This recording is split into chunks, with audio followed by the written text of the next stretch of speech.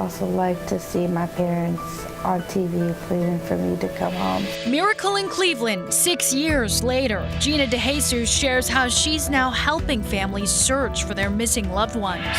Columbus Day debate, the movement to replace the holiday with something else. We have both sides of the issue. Tree crisis, the #1 complaint in Cleveland, what the city is now doing about thousands of diseased, dead, and dangerous trees. And scary situation, a skydiver hanging 60 feet in the air for hours. He describes his horrifying ordeal.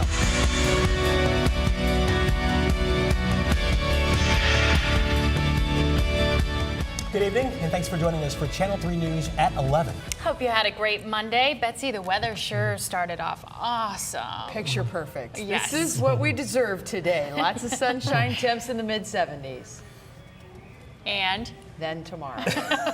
We knew there was an and coming there, certainly. Let's just talk about that soon. And Jimmy, they're not smiling in Columbus tonight. No, the hockey season in Columbus and the chase for the Stanley Cup has come to an end for the Blue Jackets. All right, we'll see you soon, both of you.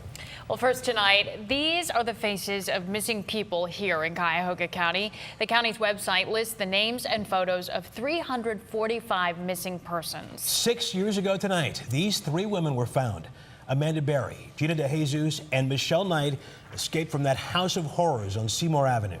And now they're portraits of hope and advocates for those still missing. Tonight, Lena Lai sat down with Gina DeJesus and one of the families she's trying to help after their son disappeared. I'm here, I'm fine now. 6 years since that 911 call that revealed a miracle in Cleveland. Have been found, and they have been found alive. Amanda Berry, Gina DeJesus, and Michelle Knight have found healing after a decade of captivity by authoring books and through advocacy. Somebody said happy birthday to me today, and I was like, whose birthday? Like, it's a new, I don't know, maybe this is my second birthday, I guess. I would look at it that way. And Gina's rebirth includes starting the Center for Missing and Exploited Children and Adults. She chose offices located just feet away from the lot where the House of Horrors once stood. A defiant choice for sure. I don't even look over there, and when I do, it's just an empty lot to me. Her mission? To offer help and hope that comes from her unique perspective. I do know what it's like to be missing, and I know what it's also like to see my parents on TV pleading for me to come home. I would tell him that, you know, there's nothing he would do that'll make me stop loving him. Parents like Miguel Gonzalez, the first case for the center, where they're working to find his 13-year-old son, Brad, missing now for 9 days. You know, it's taking a big toll, and I'm exhausted. And I know somebody knows something. Helping others through their personal trauma might seem like it hits too close to home for Gina, but bringing loved ones home is where her heart is. That felt like a lot to me because I was like, oh my God, like I'm coming home. And sharing that feeling of coming home. Got out the car and I just threw my thumbs up just to give the crowd something, like just to let them know that I'm okay. And as you can see, she's doing more than just okay. You know, I also asked her what would make Gina happy? Maybe finding love someday? Oh my goodness, she got so embarrassed. She said, no, I'd rather focus on my work, she said. So if you'd like to learn more about her center or maybe even volunteer, you can check it out at clevelandmissing.com. Sarah. It is quite an impressive effort. Thanks, Lena. New dash cam video shows the moment of impact when a suspected drunk driver hit a police car this weekend. This happened Sunday on I-90 around 3 a.m. Bracknell police say the officer was inside his car on the side of the road when 27-year-old Natisha Carter crossed over 2 lanes and crashed into him. Both the driver and the officer have minor injuries. Carter was cited for OVI, lanes violations, and not wearing a seatbelt. It's happened in dozens of cities across the country, even neighboring cities. Should Cleveland replace Columbus Day with Indigenous Peoples Day? You can tell us your thoughts at WKYC.com/vote now. Tiffany Tarpley explains the new push for the change here. For both sides of the issue, it's about a celebration of culture. It has evolved into Italian American Heritage Day. It's a day that we show our pride in our heritage and our pride in the accomplishments. This is about uplifting the indigenous people of Cleveland, of Ohio, and of America. Monday, members of the Native American and Italian communities, as well as their supporters, stood on the steps of City Hall. It was in response to Cleveland Councilman Bashir Jones's emergency resolution to declare the second Monday in October as Indigenous Peoples Day instead of Columbus Day. In 1492, the land on which we stand was not a new world. The population of North and South America had long been established for tens of thousands of years. The legislation was introduced during the city council meeting, with a few members giving their opinions. There's a reason why Columbus Day was created. As the process moves forward, both sides will continue their fight. We should all respect one another. We should all be working together. There are plenty of other days that are appropriate to honor Native Americans besides trying to steal Columbus Day from Italian Americans. We don't mind who wants to celebrate Christopher Columbus. Anyone has the right to celebrate whoever they want to celebrate. The problem that we have is that as a city, we should not support that. It's unclear when Cleveland City Council members could actually vote on this resolution. Oberlin and Cincinnati have changed Columbus Day to Indigenous Peoples Day. A similar measure, Sarah, was voted down in Akron, but the city chose another day to celebrate First Peoples Day there. We will see what happens, Tiffany. Of course, this was a huge topic on our website tonight. So we asked you if you think Cleveland should replace Columbus Day with Indigenous Peoples Day. And most of you are saying no, about 70%. It keeps changing. You can continue to weigh in at WKYC.com/vote now. It has grown into the #1 complaint among Clevelanders. Thousands of diseased, dead, and dangerous trees ready to topple and posing a threat to safety along neighborhood streets. The investigator Tom Meyer found families furious with City Hall, accusing the city of not doing nearly enough to protect them.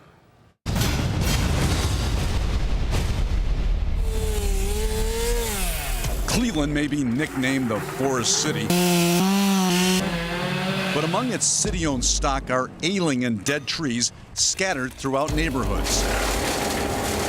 Cleveland has a list of 3,300 city-owned trees along street lawns that need to be cut down. Council members and neighbors say some of those trees have been on that list for more than a year and a half. This is a safety issue. Homeowners complain the city has fallen so far behind on tree maintenance that rotted trees and limbs are crashing down, not only during storms, but randomly, when neighbors least expect it. It's falling on my car and everything. Richard Sisson has complained repeatedly to the city about a city-owned tree he says threatens his home and family. It's unbelievable. I'm afraid that one of these limbs is going to fall on one of my grandchildren. Others say neglected trees are creating major tripping hazards on sidewalks. This has gone on way too long and it needs to be fixed. In addition to dangerous trees toppling over, the city has nearly 6,000 poorly maintained trees that are in need of pruning. I've lived here since 1975. I think I've seen tree trimmers twice that I can remember. Clevelanders may have to wait even longer for city crews to arrive. The city has a 23-year cycle for trimming trees. In other words, a tree gets planted and it takes 23 years to trim that tree. You'd think Clevelanders complain more about potholes and outrageous water bills than anything else. But the #1 complaint, says Councilwoman Jasmine Santana, is hazardous trees. It's just a problem that has gotten out of control. It's the job of urban forestry to protect us from unsafe city trees. But Councilman Brian Casey calls it the worst run department at City Hall, hands down. By the time we learn that a tree is actually dead or needs trimmed or whatever, just to get an answer from urban forestry takes roughly 10 weeks. Which is not timely. If it poses a hazard. The councilman is frustrated, obviously, and I think justifiably in some regard. Cleveland can ill afford to lose more trees. The city has just a 19% canopy, or about half the desired coverage. The city is losing dozens of acres of trees a year, replaced in many cases by these kinds of eyesores. It's a nightmare. It's an eyesore and it's a safety hazard. The city-owned tree on Robert Jackson's tree lawn has wrecked his roof, driveway, sidewalk, and sewer. The city's response? It's been non-existent. Honorable Mayor of the City of Cleveland, Mr. Frank Jackson. Mayor Jackson says the city is finally getting its act together. No longer will it simply respond to complaints regarding dangerous trees. The city is launching a strategic plan to tackle its tree crisis. If it's dead or dying, this year our goal is to eliminate that backlog. Taxpayers say they deserve safer neighborhoods. Mayor Jackson agrees. We'll see if he makes good on his promise to remove thousands of dangerous trees. I'm the investigator, Tom Meyer. Well, tomorrow is the time to get out and vote, and here are 3 ballot items getting attention. One is Parma's vote on pit bulls. Residents will get to decide if they want to repeal the ban on the breed. That ban has been in effect for more than 30 years. Number 2, Akron's Mayor Dan Horgan has a challenger. Democrat Greg Harrison has a background in law enforcement. He's the pastor at Antioch Baptist Church. Harrison says he served in the Army, the Cuyahoga County Sheriff's Department, and retired as an Akron police detective. Now, the incumbent, Dan Horgan, is seeking his 2nd term as mayor in this primary after previous roles as clerk of courts and in city council. And number 3, the Sheffield Lake City School District is putting a substitute levy on the ballot. According to the school's website, it would replace 3 existing levies. Supporters say it would not increase taxes. Tonight, a skydiver who got stuck hanging 60 feet in the air for 2 hours shares his story, what he says about that scary situation. And it's one of the biggest nights for fashion of the year, the Met Gala. We have your ticket to the event. You can see what the stars wore, including Browns receiver Odell Beckham Jr. It was an ice cream kind of day. Betsy went and had some today. Didn't bring any back. I digress. Is tomorrow going to be a nice ice cream day? It was wonderful, actually. Double scoop, pecans. That's enough. Just so delicious.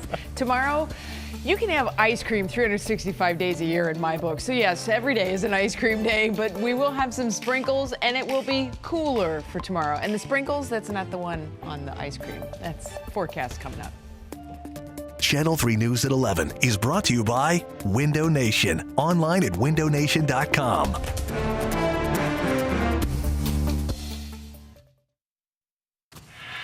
Welcome back. A skydiver is safe on the ground tonight. Giovanni Karim is training to get his skydiving license, but it started a little up in the air. He was hanging 60 feet off the ground for more than 2 hours last night. And it was all caught on video. He landed in trees in Geauga County. Karim is training with the Cleveland Skydiving Center. Tonight he told us a gust of wind came through, pushing him backwards and ultimately into that tree. He added it was a dive of a lifetime and he's not giving up. The first thing I did was I got my beer when I got down. After I got checked out, of course, medical procedures.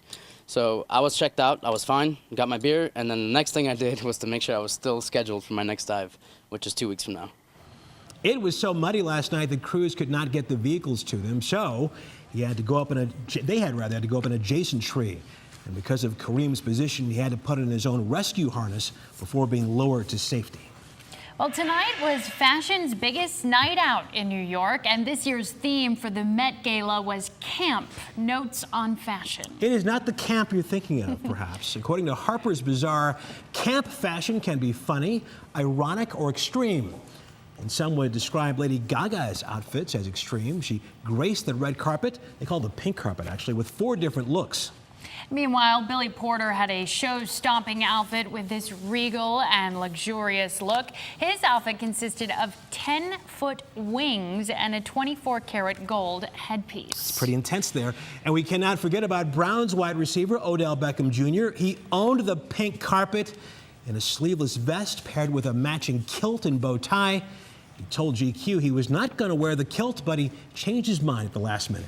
Well, tomorrow morning, the wardrobe consultant Hallie Abrams will be here to break down the best and worst dressed on Channel 3 News today. God bless America and God save the Queen. It is official. The Duke and Duchess of Sussex have a baby boy. The pair made the announcement this morning on Instagram, which is a royal first. Their little one arrived at 5:26 a.m. London time, and Prince Harry says he's over the moon happy. Mother and baby are doing incredibly well.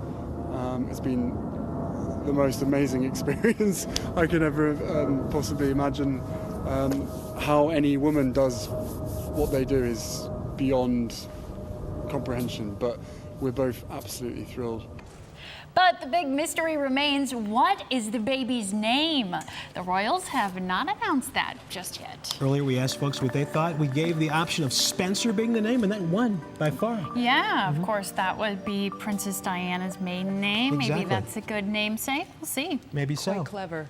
Definitely. I said Russell was a good name, but I didn't see that on the list. I either. think that should be on the list. No? I don't know. Maybe there's still time. Maybe they're watching. You never know.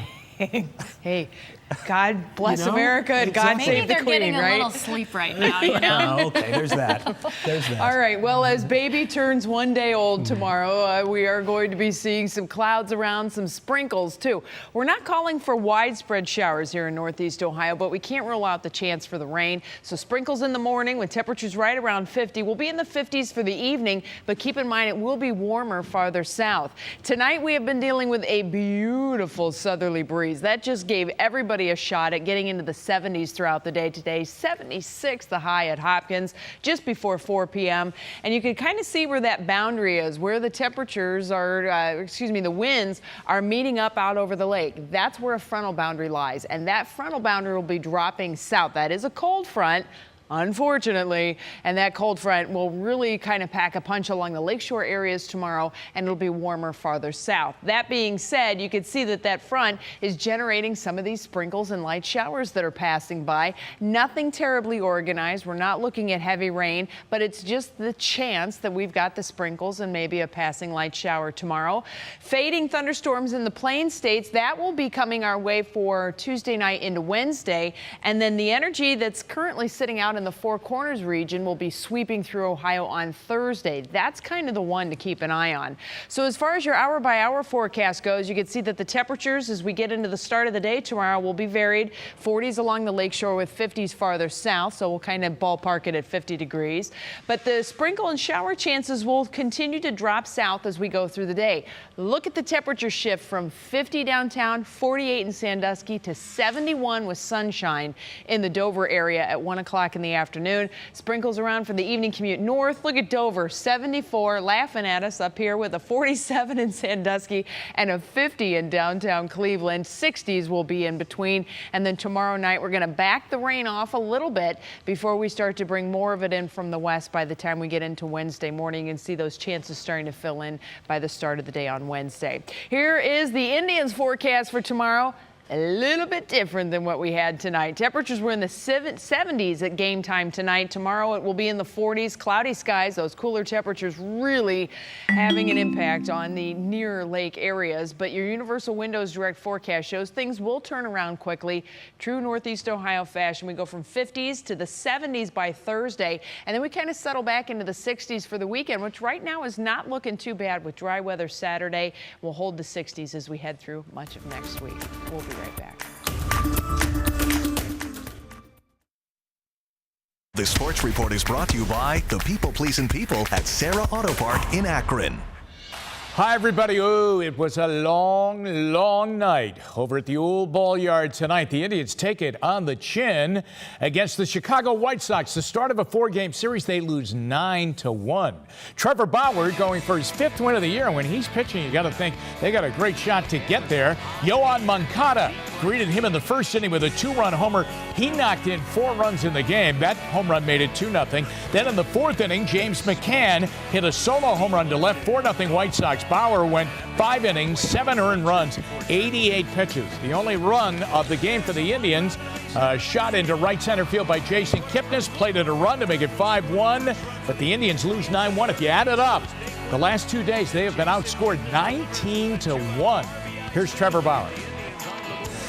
One of those nights where everything's going to go their way. They hit some really bad pitches really hard, and they hit some really good pitches really hard. And then even balls they miss hit were hits. So, yeah, just one of those nights, I guess. It's really a simple game when you hear him explain it, isn't it? Game 2 of the series tomorrow night. Now, they need this kid, Jeffrey Rodriguez, to not only pitch well, okay, but he needs to pitch deep into the game because the last 2 games the bullpen has pitched a lot because they've had short starts. Again, it's an early start, 6-10, and they're 3 back in the division. Minnesota won tonight. It's all over. It was a great ride for the Columbus Blue Jackets, but it ended tonight in Game 6 at home against the Boston Bruins. The Blue Jackets did not score. They got shut out. Big house again at Nationwide Arena. Scoreless second period, and David Krejci bangs one home for the Bruins to make it 1-0. It stayed that way until 11 minutes left to go in the game, and then Marcus Johansson shot partially blocked by Sergei Bobrovsky, but it went over the line and in. The Bruins added one more, and they shut them out and win the series 4-2. They win tonight 3-0, but what a year it was for Columbus. Just hope guys understand how hard it is to win and what it's going to take, and you know, it's this one hurts. It just didn't happen for us, but at the end of the day, no one accomplished their goal in here. That's all that matters. So our goal is to win the Stanley Cup. So the Browns had their rookie minicamp over the weekend, and there is a group of players now that are undrafted free agent who are trying to catch the eye of coaches like this young man, Dorian Baker. But boy, would it be special for him to catch the eye of the Browns coaches and make it as a wide receiver, because he's from Cleveland Heights and grew up a Browns fan. I grew up a Browns fan, man. You know, everybody in the family, close friends, big Browns uncle, season ticket holder for about 10 years now, so I grew up a Browns fan. So we continue the process of trying to find the Cavaliers a new head coach, and we go to San Antonio, and they're going to interview 2 of their assistant coaches. Eder Ray Messina, seen right here, 59 years old.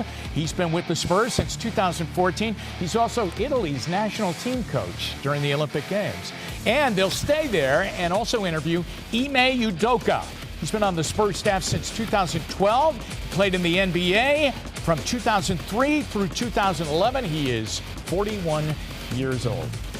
Boy, they are really interviewing a bunch of people. Yeah. You thought they're probably going to wait till after the draft. Well, that would be what and if I was a coach looking at their job, I would wait to see what happens in the draft lottery and see what kind of hand I've been dealt, as we say. Sure. It's coming up. Yeah, all right. Thank you, Jimmy. Okay. We'll be right back.